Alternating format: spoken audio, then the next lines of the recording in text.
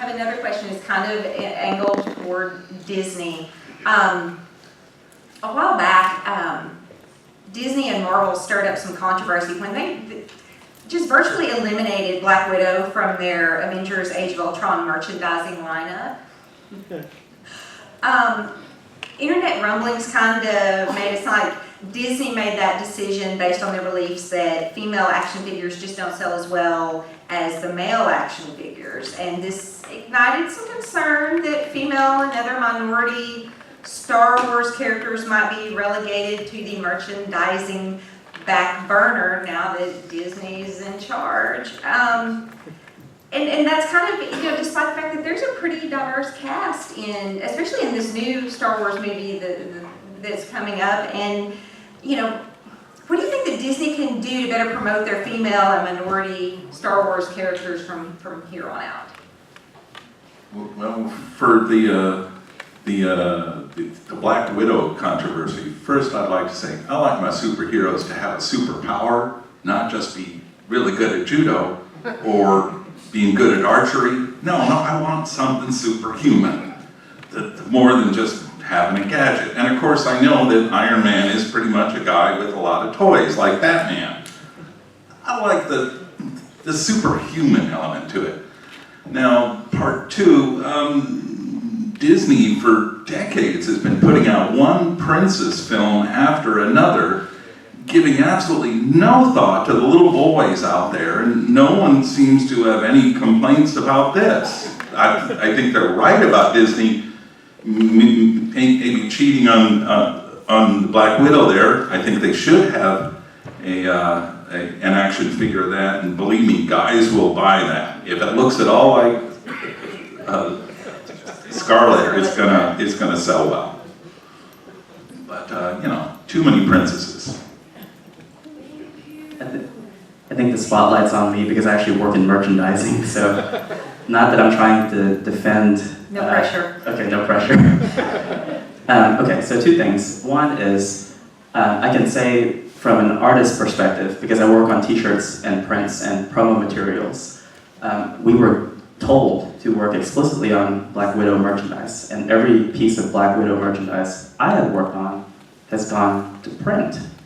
So the websites that say that there are no Black Widow merchandise, that's not completely true. If you go to Hot Topic or DisneyStore.com, you can type in Black Widow and you'll find a good number of items. Now, I think where people are mad is that proportionate to the number of the male-oriented characters, there definitely is a lot less of Black Widow. And unfortunately, sometimes it does boil down to numbers. I mean, I hate it, and I'm sure some of you guys hate it too. I tend to like the really obscure characters that no one else likes. My favorite Star Wars character of all time is Jabba the Hutt. And the first thing I did when I worked for the company, and they said you can draw any character you want, I made a Jabba the Hutt t-shirt just to get one out there. So you'll notice that for Age of Ultron, you'll notice that there's less Ultron merchandise, less Vision merchandise, and less Quicksilver merchandise.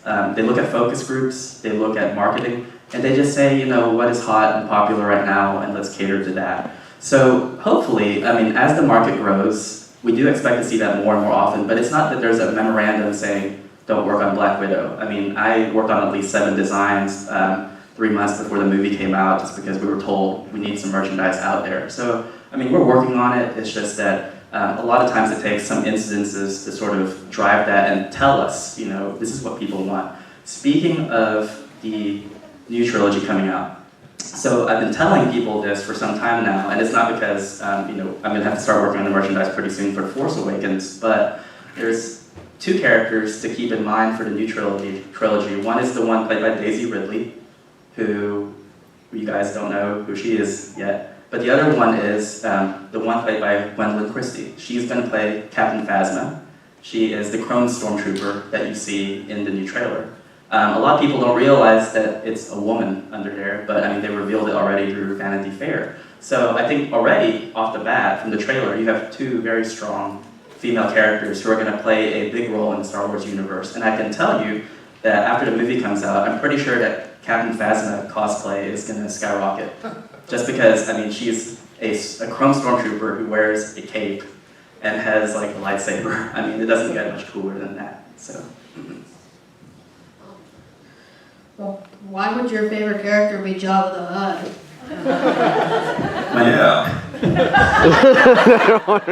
When I was a kid, I saw the Star Wars trilogy out of order. My father gave me 3 VHS tapes, and he said, "This is Star Wars, and it's awesome. Put them in and watch them and enjoy." But he didn't tell me which order to watch them in. So I watched Return of the Jedi first. And I couldn't read. So I thought that Jabba the Hutt was this like huge lovable guy. Like heck, he has Princess Leia, you know, like cuddling up to him. And then all of a sudden she strangles him to death, and I don't understand why. And I mean, here I am as a kid, and I'm seeing this giant, like, cute slug getting strangled to death. And so I just thought, oh my goodness. But I always loved Jabba the Hutt for that reason. And then I didn't find out until I could read that he was a gangster. So I always loved Jabba the Hutt. The original, Jabba the Hutt, the original gangster. Yeah, yeah. Do we want to